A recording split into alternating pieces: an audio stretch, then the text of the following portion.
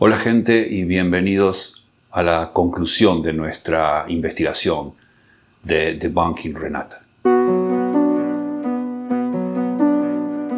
Resulta bien difícil dar un punto de vista sin menospreciar creencias o tocar fibras íntimas de las personas a las cuales nos estamos refiriendo, especialmente hablando de Rachel, dado el corto tiempo que nos conocemos y su confianza de abrirnos las puertas de su mundo.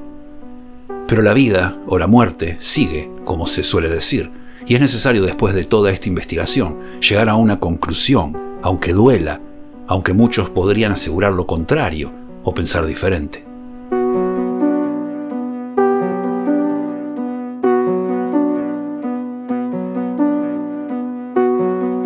Recopilando toda la información que a lo largo de estos videos hemos ido colectando, hay 3 caminos claros en los que deberíamos enfocarnos: la distorsión de la memoria, la contaminación emocional y la presencia que se filtra en lo cotidiano.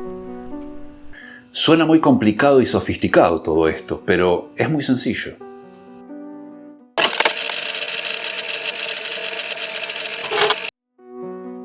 La historia de Rachel ya insinúa, y como lo dijimos antes, que su madre no solo la marcó emocionalmente, sino que dejó huecos en su identidad, y de alguna manera la muñeca altera la forma en que Rachel recuerda. Hay recuerdos que cambian ligeramente cada vez que los cuenta, momentos de su infancia que parecían más nítidos cuando la muñeca estaba con ella, como si la muñeca recordara por ella. Pequeñas contradicciones que Rachel no nota, pero que nosotros sí. La sensación de que ciertos recuerdos no son suyos, sino de su madre. Esto vuelve la historia más inquietante porque, como se sobreentiende, la amenaza no es externa. Está en la mente, en la identidad, en la memoria.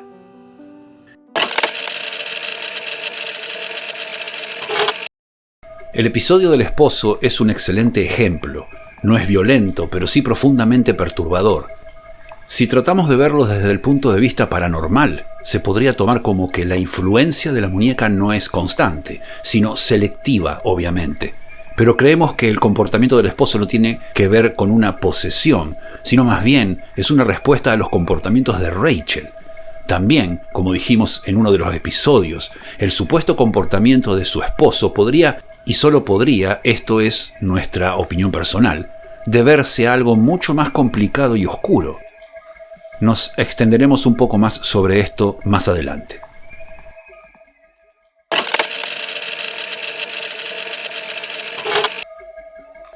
El esposo empieza a usar expresiones que Rachel no le enseñó, frases que pertenecen a su madre. La hija, al escuchar la historia, empieza a recordar cosas que nunca vivió. Objetos de la casa que posiblemente pertenecían a la madre aparecen en lugares donde Rachel no los dejó. La muñeca parece activar ciertos comportamientos en personas vulnerables emocionalmente. Para nosotros, esto crea la sensación de que la muñeca no posee, simplemente reactiva patrones, como si amplificara lo que ya existe. Esto es crucial.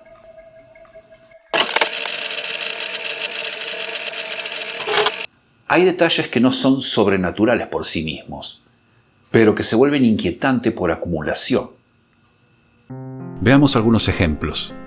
La muñeca huele a algo que Rachel reconoce de su infancia, pero no puede ubicar. Aparecen bordados en los vestidos de Renata. Renata aparece en la cama de su hija.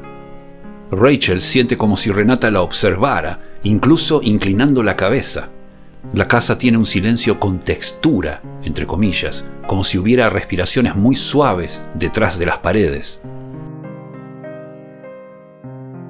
Nada de esto es explícito, pero construye una atmósfera donde lo cotidiano se vuelve extraño. Lo que acabamos de explicar a nosotros nos resulta bastante obvio y muy claro de entender, pero también hay algo por debajo de todo lo expuesto que creemos es donde se encuentra la clave de esta vida atormentada, entre comillas, por una muñeca. Podríamos ver en un nivel mucho más profundo a la muñeca como una extensión del vínculo. Cuando miramos esto desde un punto de vista más psicológico, resulta aún más aterrador que una vieja muñeca embrujada. y es el hecho de que la muñeca no haga cosas, sino que representa un vínculo que nunca se cerró. Por ejemplo, que Rachel no teme a la muñeca, teme a lo que la muñeca despierta en ella. Que la muñeca no quiere poseerla, sino mantenerla en el rol de hija obediente. Que la madre de Rachel no es un espíritu, sino un patrón emocional tan arraigado que parece tener vida propia. Que vender la muñeca no es deshacerse del objeto, sino romper un lazo que Rachel nunca se atrevió a cortar. Por eso desde el principio creímos que Renata no significa ningún peligro para Rachel ni para nosotros. Aquí es donde la historia se vuelve más inquietante, porque Renata no es solo un objeto dentro del relato, es el punto de convergencia. Todo lo que Rachel, su hija y su esposo vivieron parece orbitar alrededor de la muñeca, pero no en el sentido típico de muñeca poseída. Lo que encaja es más complejo, más psicológico y más antiguo. Vamos a explicar cómo encaja Renata en todo esto, basándonos en cada detalle que compartimos y en la lógica interna de la historia que estamos construyendo.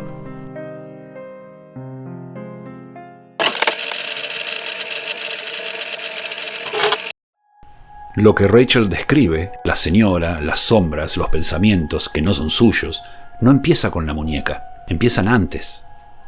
Renata parece funcionar como un objeto ancla, un contenedor, un punto de acceso para algo que ya estaba ligado a la familia de Rachel. La muñeca no trae la presencia, la muñeca solo sostiene un comportamiento, como si fuera un faro para algo que ya conocía a Rachel antes de que ella fuera madre. Este detalle es clave. La inicial M no es de la hija y no es de Rachel, es de la madre, aparentemente. El vestido no pertenece a la muñeca, pertenece a la historia familiar.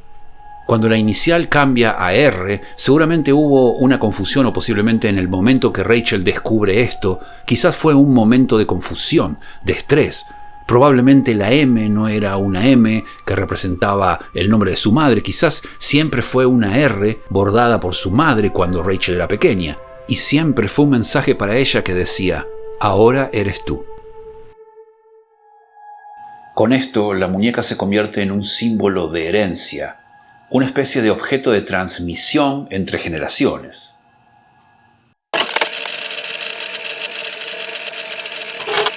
Esto no es casual. La figura que la hija de Rachel ve nos cuenta que se parece a Rachel, pero envejecida, con la postura exacta de la madre de Rachel. Eso sugeriría que la presencia no es un espíritu ajeno, sino algo ligado a la línea materna, pero realmente se trata de un espíritu, o podría ser la simple imaginación de un niño. ¿Quién no ha visto sombras de niño? ¿Quién no ha tenido amigos imaginarios de pequeño? La imaginación de la pequeña, una niña de 6 años, fue utilizada por Rachel como condimento a un estado mental que ya venía deteriorándose desde hacía bastante tiempo. Renata entonces no es una muñeca embrujada. Es un recipiente familiar, un objeto que guarda la memoria o la energía de las mujeres de esa familia. Y la niña la ve porque los niños ven lo que los adultos reprimen.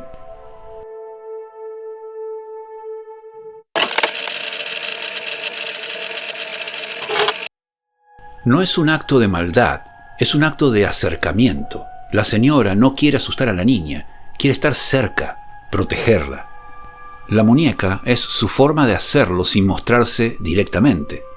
Por eso la niña no siente miedo, por eso lo vive como un juego. Para la niña, Renata es una presencia familiar. Para Rachel es un recordatorio de algo que intenta olvidar y una tarea hacia alguien que debe proteger. Rachel es la señora. Rachel mueve la muñeca.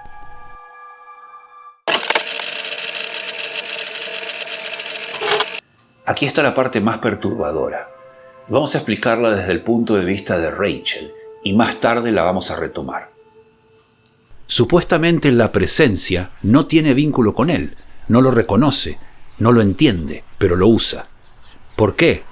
Porque él es el único que no cree, el único que no tiene defensas emocionales contra lo inexplicable, el único que duerme profundamente y el único que no tiene un lazo con la señora. La presencia necesita un vehículo para moverse por la casa cuando Rachel está dormida o agotada, y el esposo es el cuerpo más accesible. Renata, en este caso, funciona como un punto de entrada, un objeto que permite la manifestación, un catalizador que debilita la resistencia de quien la toca o la mira demasiado tiempo.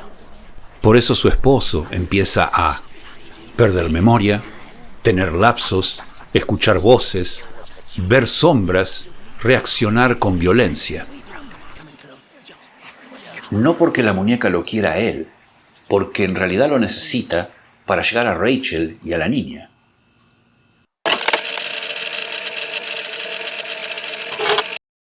Hay un patrón claro. La muñeca está en el pasillo cuando Rachel habla dormida o cuando su esposo camina dormido en las noches. La muñeca aparece en la cama de la niña cuando la señora se manifiesta.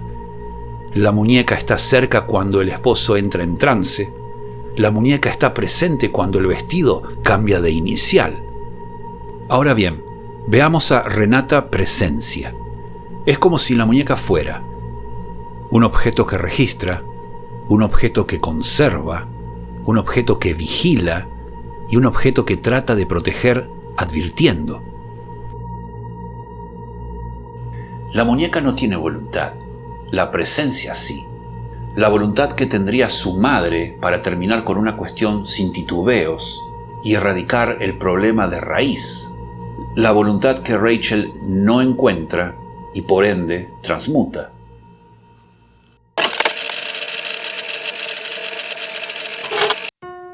Rachel siente que sigue siendo parte de ella porque la presencia, la señora, no es un espíritu ajeno, es una proyección heredada, una memoria viva, una sombra familiar, una figura que se transmite de madre a hija en 2 generaciones. Renata es simplemente el objeto que la sostiene. Por eso la presencia la llama, por eso la voz le dice no la dejes sola. La señora no quiere dañar a la niña, quiere protegerla. Pero su forma de hacerlo es invasiva, antigua, primitiva, la única manera que Rachel conoce, heredada de su madre. Y para el esposo, que no pertenece a esa línea, se siente como una amenaza.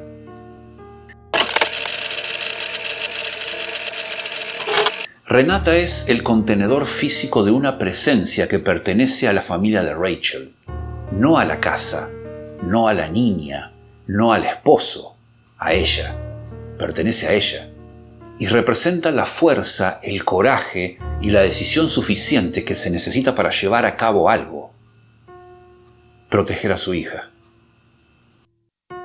Y lo más inquietante, la presencia no está ligada a la muñeca está ligada a Rachel. Renata solo hace visible lo que ya estaba ahí. Ahora bien, entendiendo todo esto, que la muñeca es un símbolo, un puente, un objeto de herencia, un canal para la manifestación de Rachel, un recordatorio de algo que Rachel no quiere recordar, un vínculo entre generaciones, la muñeca manifiesta la protección que por sí sola Rachel no se atreve a ejercer. Y entendiendo todo esto, la pregunta final sería, ¿de quién o qué tiene que proteger Rachel a su hija?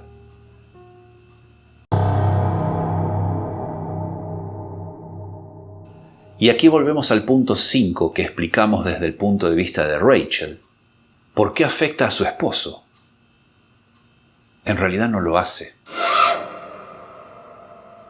Para nosotros, y en lo personal, aquí hay algo mucho más profundo y delicado. Podría decirse incluso siniestro, dependiendo de cómo se lo mire. Pero esto son solo conjeturas. Son juicios, suposiciones o ideas formadas a partir de indicios, observaciones o evidencias incompletas, sin tener pruebas definitivas. Se basan en la intuición o nuestro razonamiento, no en certezas absolutas. Por eso queremos aclarar esto con mucho énfasis.